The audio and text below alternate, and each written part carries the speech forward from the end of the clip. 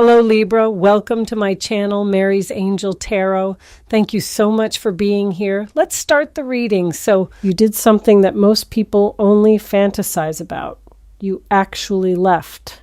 Not with a speech, not with a dramatic exit designed to provoke a reaction and then circle back once the reaction arrived.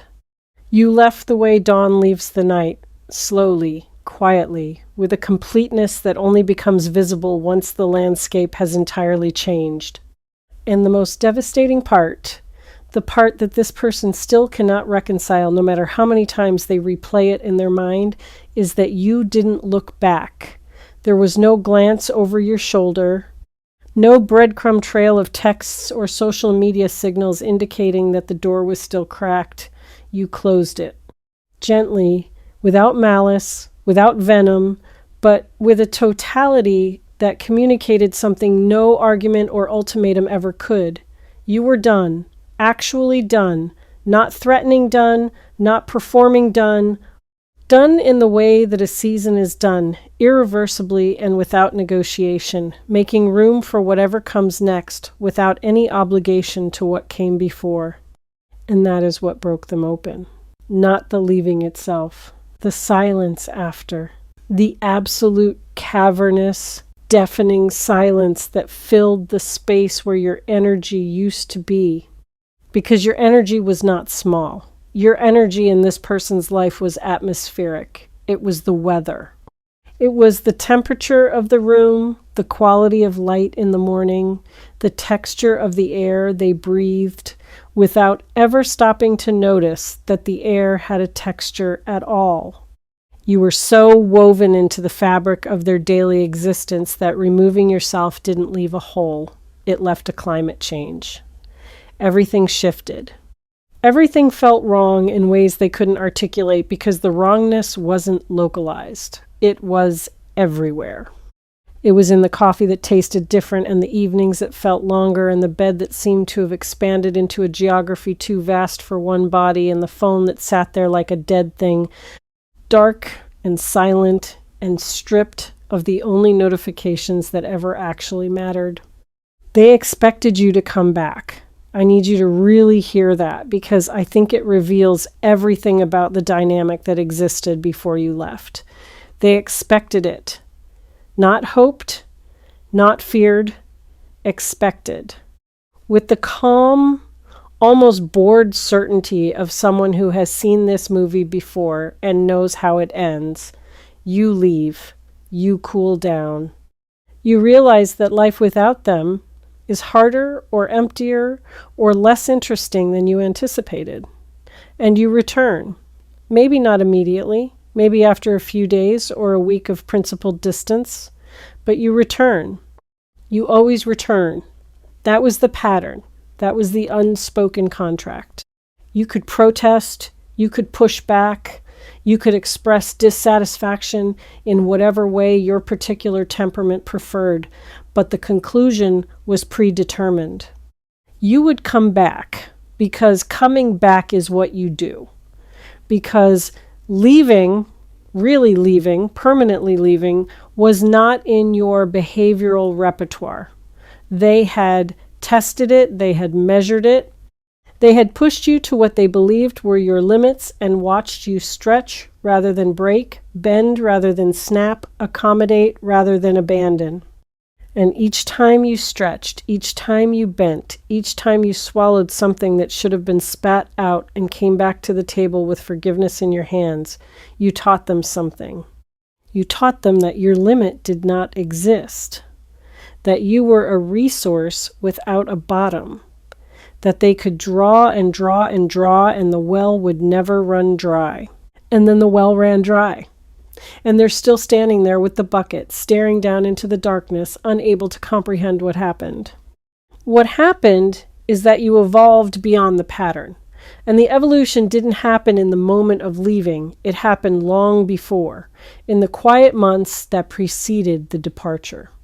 In the private, unwitnessed, entirely internal process of a person slowly, methodically reclaiming pieces of themselves that they had distributed so generously that there was almost nothing left to distribute. You didn't wake up one morning and decide to leave. You woke up one morning and realized you already had. That your spirit had been packing its bags for a long time, quietly removing itself from corners of the relationship where it was no longer welcome or valued or even seen. By the time your body followed, the departure was simply a physical formality.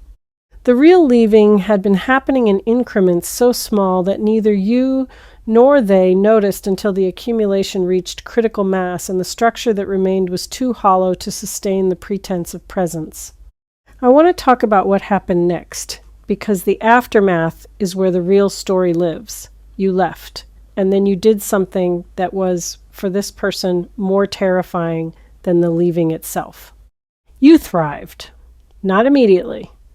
Not in the performative, look how well I'm doing way that people sometimes deploy as a weapon against the person they left. You struggled first. You had your nights, your moments of doubt, your 3 a.m. inventories where you questioned everything and wondered if you'd made the biggest mistake of your life and pressed your face into a pillow that still smelled faintly of a life that was already starting to feel like it belonged to someone else. You had those moments, but you moved through them. And on the other side of them, something started happening that you didn't plan and couldn't have predicted. You started coming back to yourself. It was subtle at first, a preference reasserting itself, a taste returning, the rediscovery of an opinion you'd surrendered so long ago you'd forgotten it was yours. You started doing things you used to do before the relationship compressed your identity into a shape that fit the available space.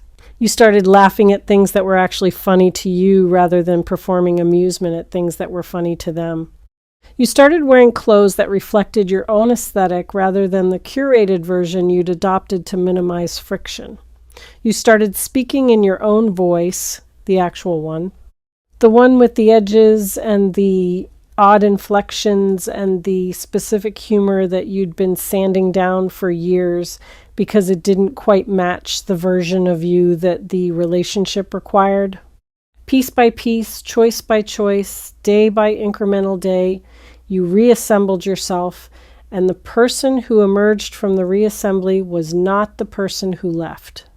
It was the person who existed before the relationship taught you to become less, the original, the uncompressed. The full resolution version of a human being who had been living in a reduced format for so long that they'd forgotten what their actual dimensions were.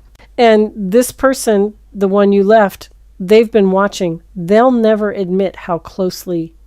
They'll never confess the specific and increasingly desperate methods they've employed to monitor your post-departure existence.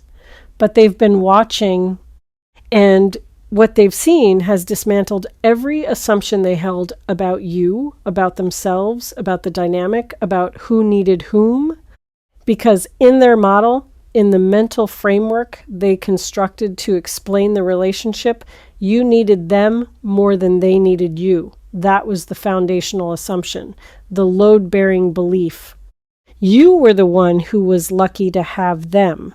You were the one whose life was improved by their presence more than their life was improved by yours. You were the dependent variable. They were the constant, and your leaving was supposed to prove that assumption correct. You were supposed to flounder, struggle, diminish. Realize through the harsh education of their absence that you had overestimated your own self-sufficiency and underestimated how much of your happiness was contingent on their participation in your life. The opposite happened, and the opposite is what caused the earthquake. You didn't flounder, you expanded. You didn't diminish. You returned to your original size. And your original size, it turns out, was much larger than the space they'd allocated for you. The version of you that they knew, the compressed version, the accommodating version, the version that dimmed its own light to avoid outshining or threatening or inconveniencing them, that version was a fraction of the whole. And now they're watching the whole. And the whole is magnificent in a way that is causing them to rethink not just the relationship, but their entire understanding of who you were when you were in it. They're going back through their memories with revised eyes, replaying interactions they thought they understood and discovering layers of you that they were too self-absorbed or too comfortable or too blinded by their own assumed superiority to perceive. They're seeing, in retrospect, intelligence they dismissed as naivety, strength they misread as dependency, depth they overlooked because they were too busy being impressed by their own depth to notice that yours exceeded it.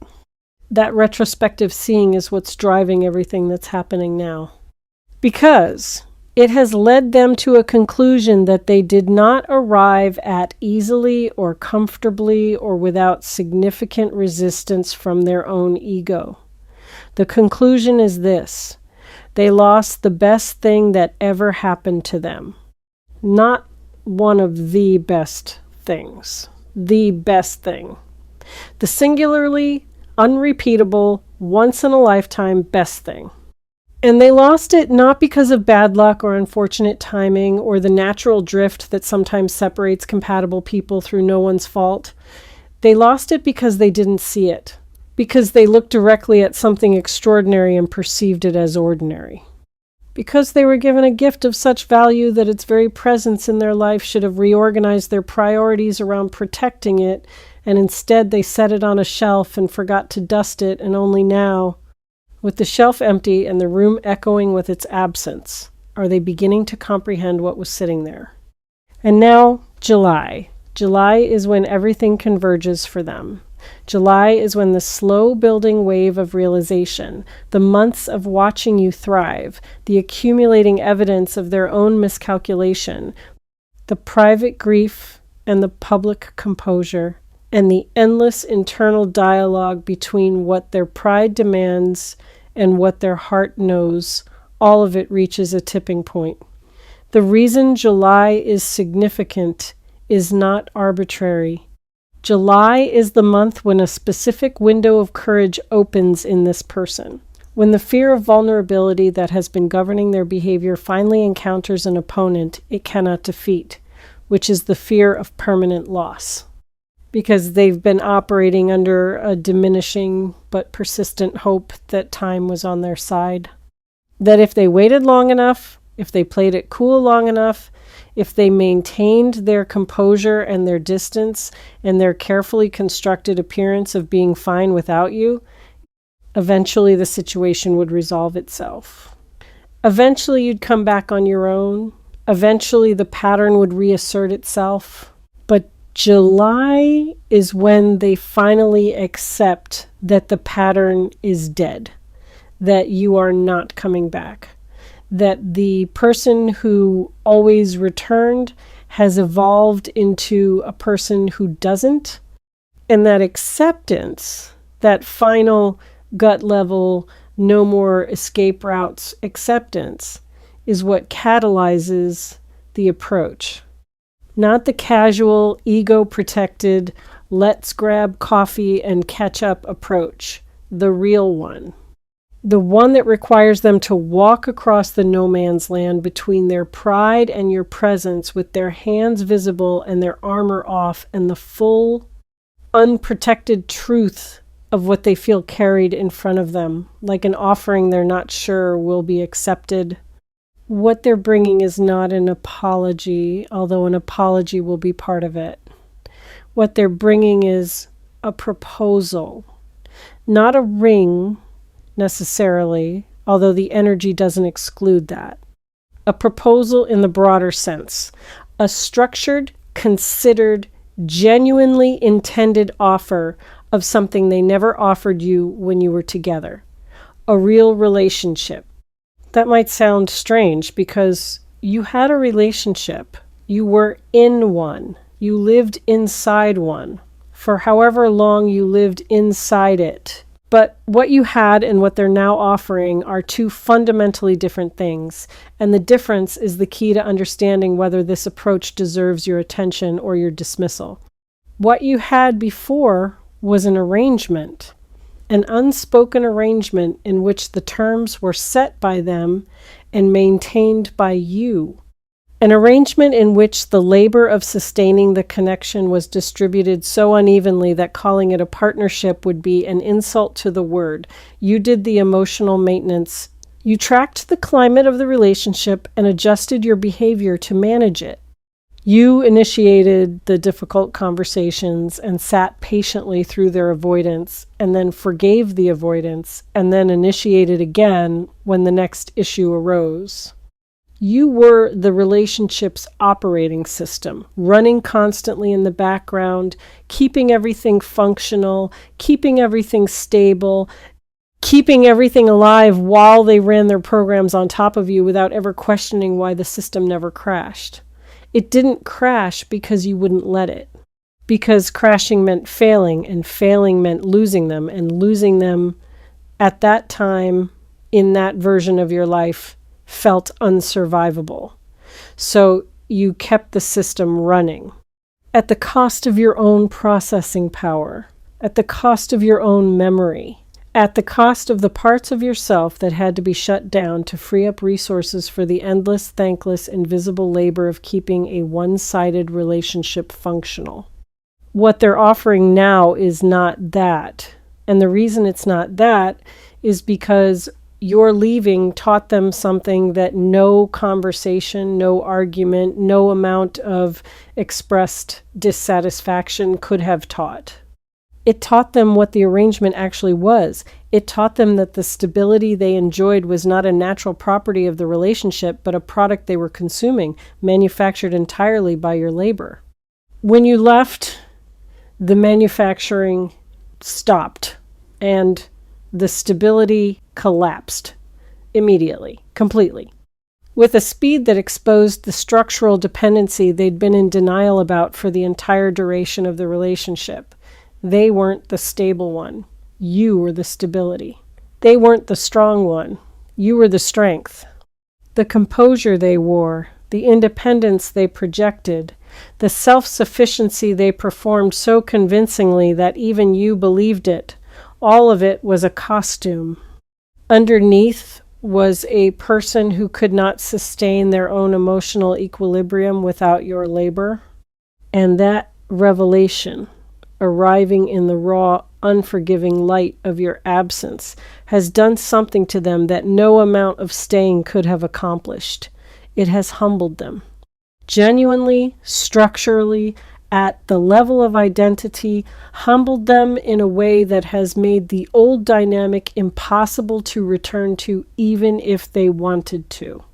The relationship they're offering in July is built on different blueprints, not because they suddenly became a different person. They didn't. They're still themselves. They still have the tendencies, the patterns, the rough edges that characterize their behavior when you were together. But the relationship they're proposing is structured differently.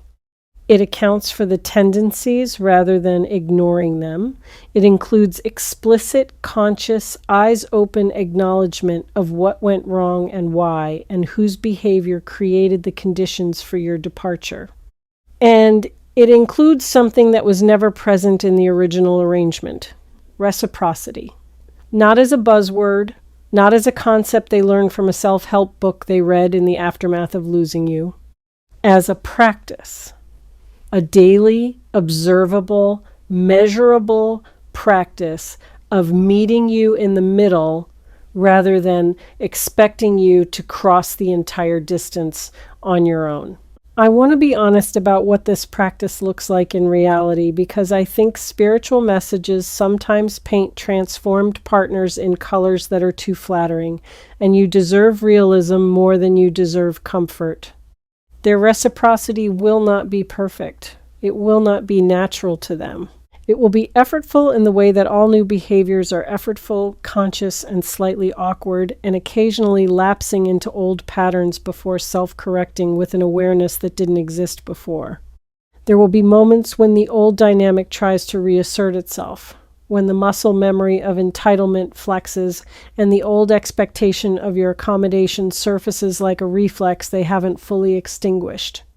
And in those moments, the test is not whether the reflex appears, but what they do with it, whether they catch it, whether they name it, whether they adjust without being asked, without requiring you to perform the old labor of pointing out the imbalance and managing their reaction to having it pointed out. That's the difference between someone who has genuinely changed and someone who has merely rearranged. Genuine change catches itself. Rearrangement requires you to catch it. And from what I can sense in this person's energy, the change is genuine. Painful, incomplete, still in progress, but genuine. Born not from a desire to win you back, although that desire exists, but from the deeper and more transformative recognition that the person they were in the relationship was not a person they can continue to be. Not just with you, with anyone, with themselves. Your departure didn't just end a relationship.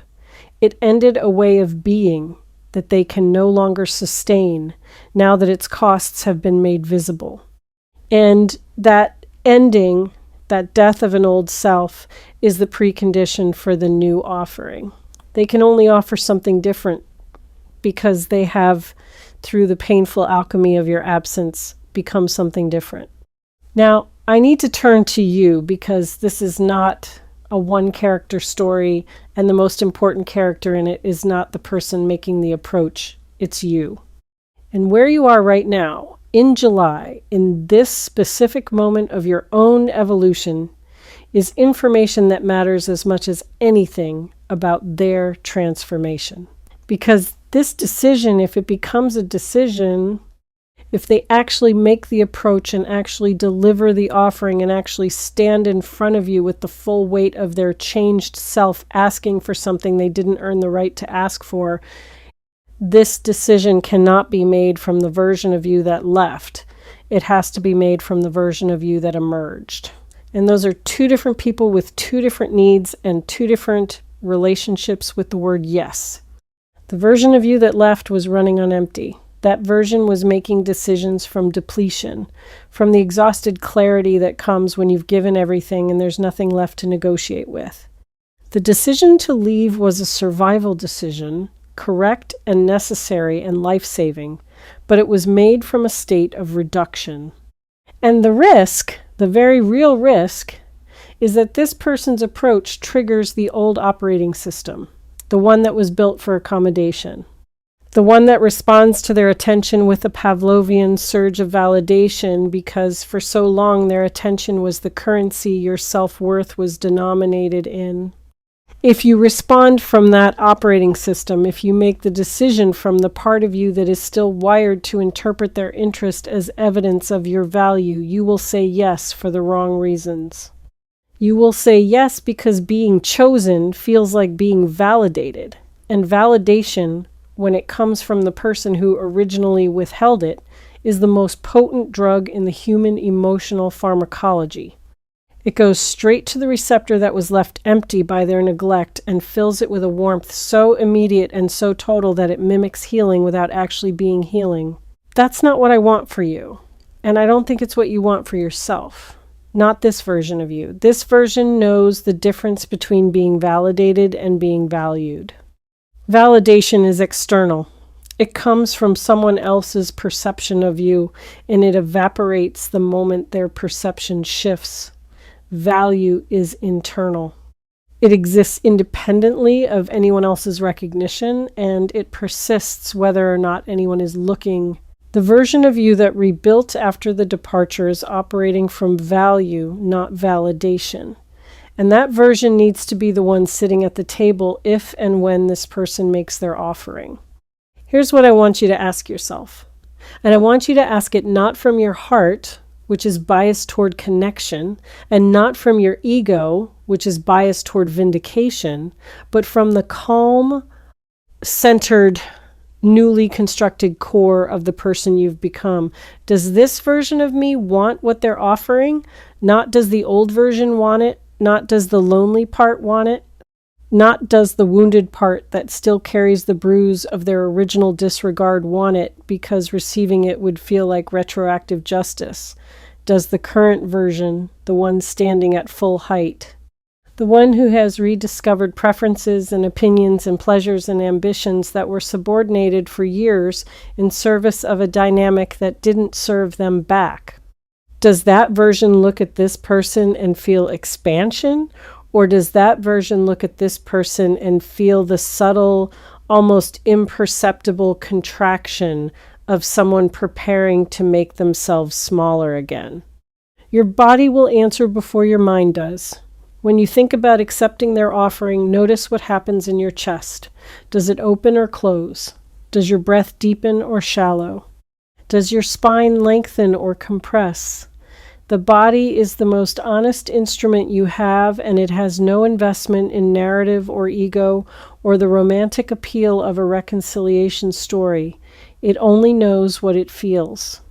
And what it feels is either the spaciousness of genuine desire or the constriction of conditioned response. Trust it, even if trusting it means acknowledging something your heart doesn't want to hear. Even if trusting it means sitting in the discomfort of a truth that contradicts the story you've been hoping would unfold. I want to talk about July itself because the month is significant in ways that extend beyond this person's approach. July is functioning as a crucible in your life, a concentrating chamber where multiple forces are being applied simultaneously to produce an outcome that none of them could produce alone. The person's approach is one force, but there are others. There are other opportunities arriving this month that have nothing to do with this person and everything to do with the version of you that emerged from the rebuilding. Professional openings, creative stirrings, social connections that carry a different quality than the connections you had before, connections with people who met the expanded you rather than the compressed version. People who have no idea how small you used to make yourself because the person they know has never been small. These other forces matter because they provide context for the decision. The person making the romantic approach is not the only thing happening in your life. They're one element in a larger reconfiguration.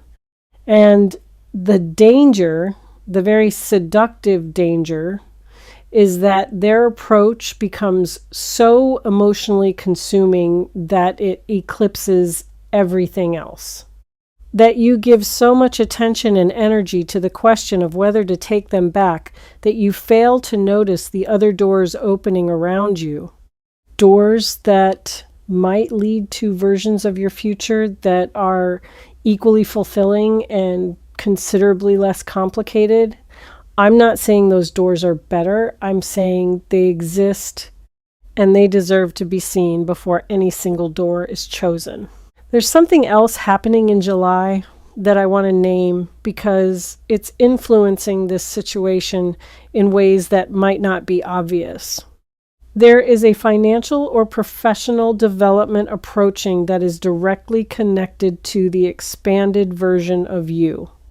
Something that your pre-departure self would not have been in a position to receive because the compression of that former life didn't allow for this kind of opportunity. It requires the full-sized you. The uncompromised you, the you that has opinions and takes risks and occupies space without apologizing for it. And this development is arriving in the same window as the romantic offering, which creates an interesting tension. Because the romantic offering, if accepted, requires you to consider whether the person making it can coexist with the expanded you without subtly, gradually, perhaps even unconsciously pressuring you back into the compression. Can they handle you at this size? Not in the first flush of reconciliation when everything feels new and they're on their best behavior and the gratitude of having you back makes them temporarily flexible, but in the long term, in the daily reality of a shared life where your ambitions and their comfort occasionally compete for the same space, can they root for your expansion even when your expansion makes them feel less central? That's the question. And it's a question that their current state of humbled, grief-stricken, desperate to prove themselves energy might not allow them to answer honestly.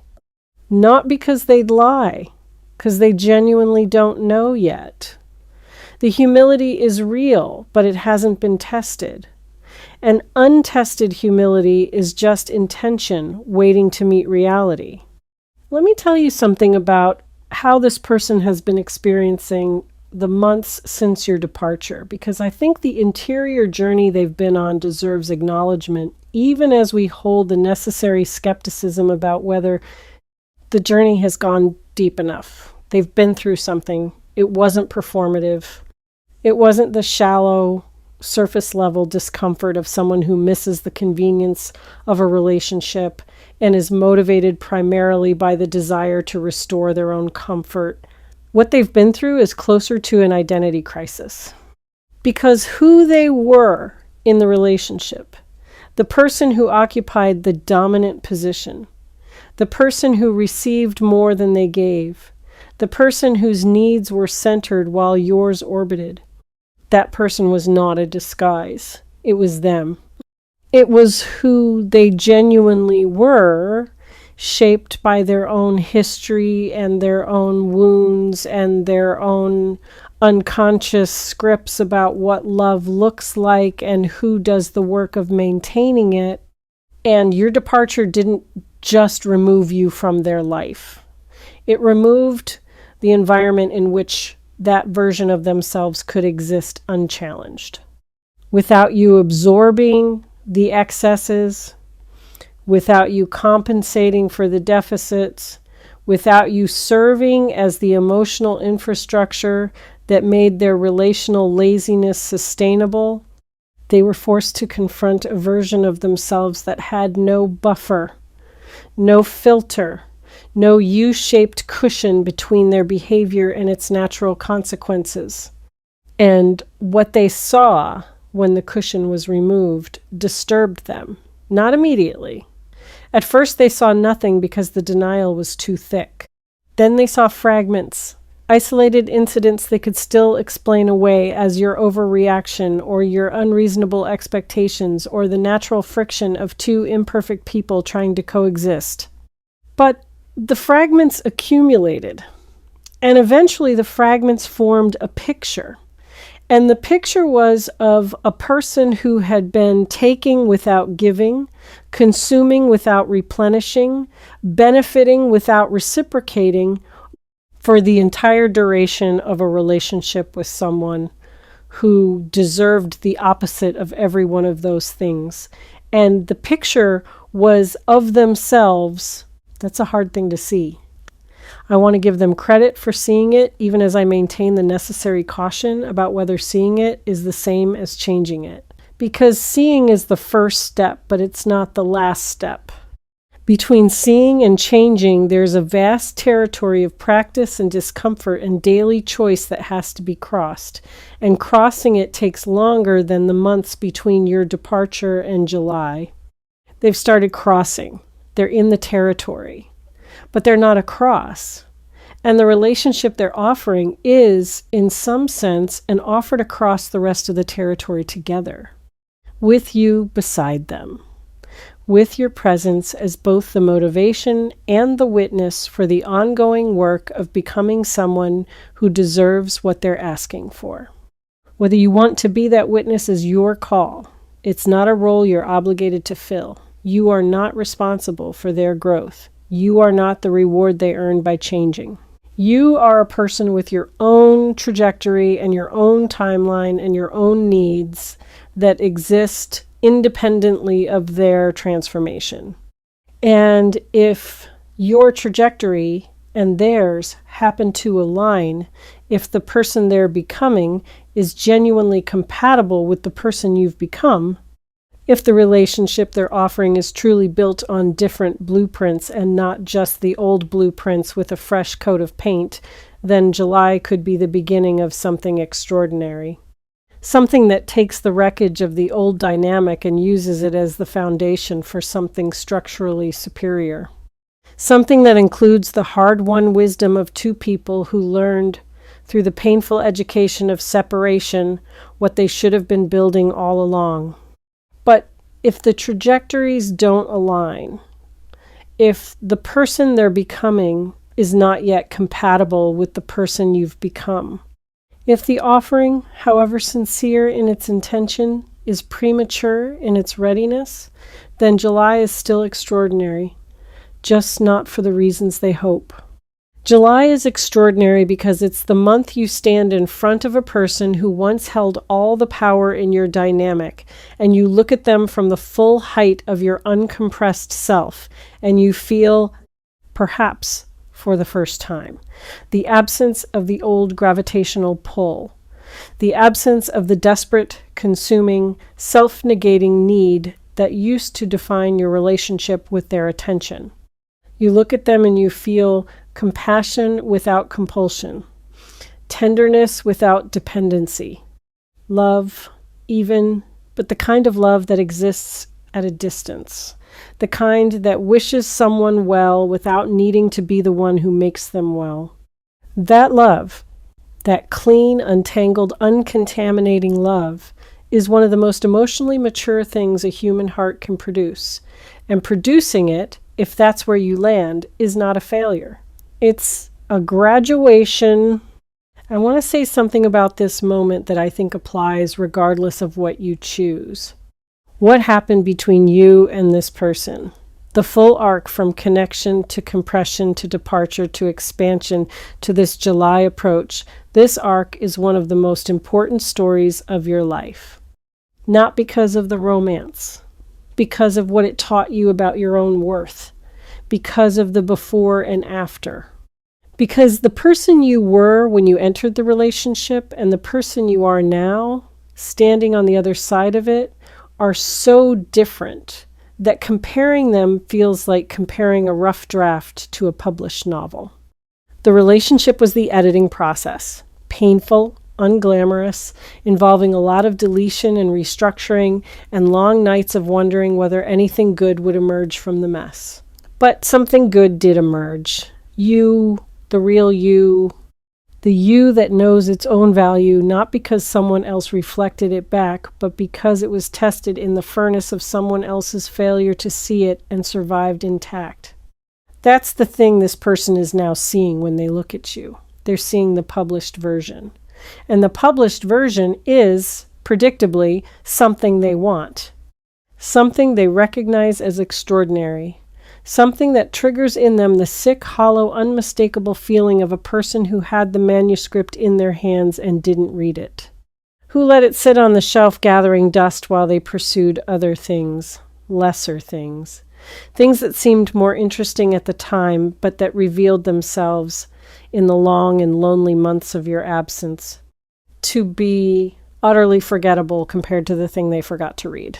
They've read it now. They've picked it up off the shelf and they've read every page, and they're standing here in July with the book pressed to their chest and their eyes full of everything they should have felt the first time around.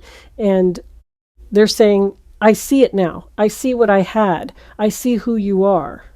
And I'm asking, not demanding, not expecting, not assuming, asking for the chance to be someone who deserves to hold this.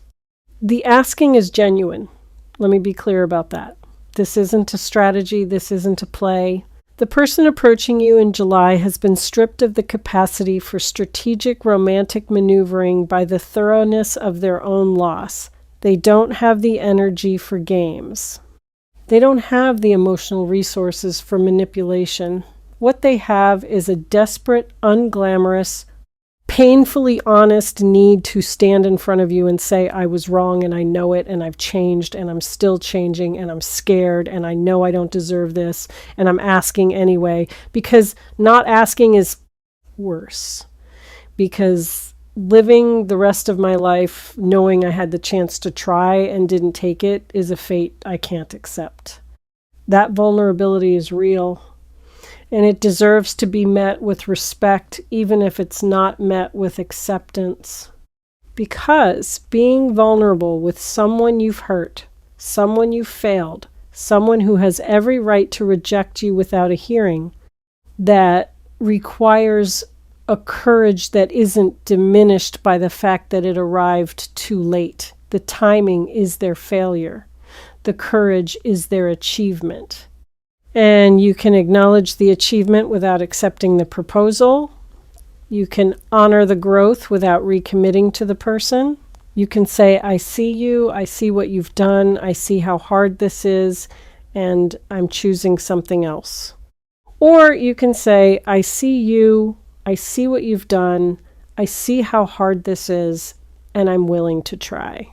Both responses are valid. Both are acts of power. Both are made possible by the single most transformative thing you've ever done, which is walk away. Walking away was never about them. That's the final piece I want to illuminate, and I want it to land with the weight it deserves, because I think there's been a subtle misframing of your departure that needs correcting.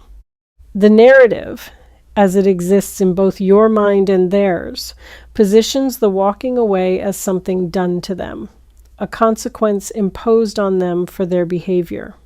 A punishment, however justified, that they experienced and are now responding to, but that framing centers them. It makes them the subject of the story, and they're not the subject. You are. Walking away was never about showing them your worth. It was about remembering your own. The fact that it showed them is a side effect, a secondary consequence, an unintended byproduct of a primary action that was aimed entirely inward. You walked away because you needed to know that you could, because the version of yourself that stayed, that accommodated, that bent and folded and compressed and absorbed, that version had started to feel permanent, like a life sentence, like a fixed identity.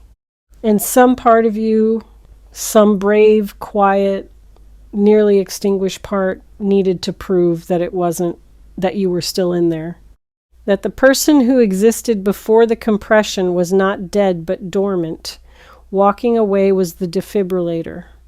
The electric shock applied to the chest of a self that had flatlined under the weight of too much giving and not enough receiving, and the heart started beating again. Your heart, not the heart of the relationship. Yours.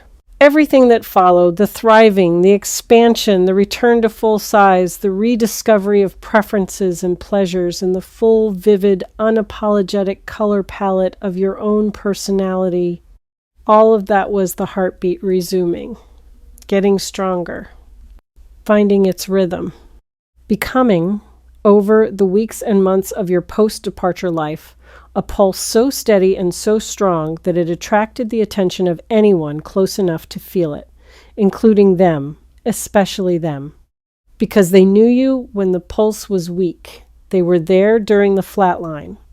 And the contrast between the person they remember and the person they're seeing now is so stark, so dramatic, so undeniably evidence of a vitality that existed all along but was being suppressed by the very dynamic they benefited from, that the contrast itself is the indictment.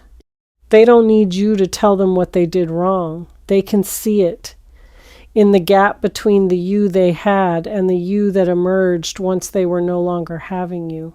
That gap is the accusation and the evidence and the verdict all at once. July is here. This message, finding you through Mary's Angel Tarot at this specific moment, is part of the timing I've been describing, part of the convergence of forces that is bringing this chapter to its climactic point. The approach is coming. The offering is being prepared. The person who didn't see you when you were standing right in front of them is about to stand right in front of you and ask to be seen in return. And the symmetry of that reversal is not lost on the universe. It's precisely the kind of poetic justice that the spiritual mechanics of human connection produce when one person's growth forces a corresponding reckoning in the person who failed to grow with them. But poetic justice is not the same as a happy ending. And the universe is not asking you to produce a happy ending. The universe is asking you something much simpler and much harder. It's asking you to choose from wholeness, not from need, not from the old wound, not from the intoxicating fantasy of the person who hurt you finally seeing what they lost and begging for another chance.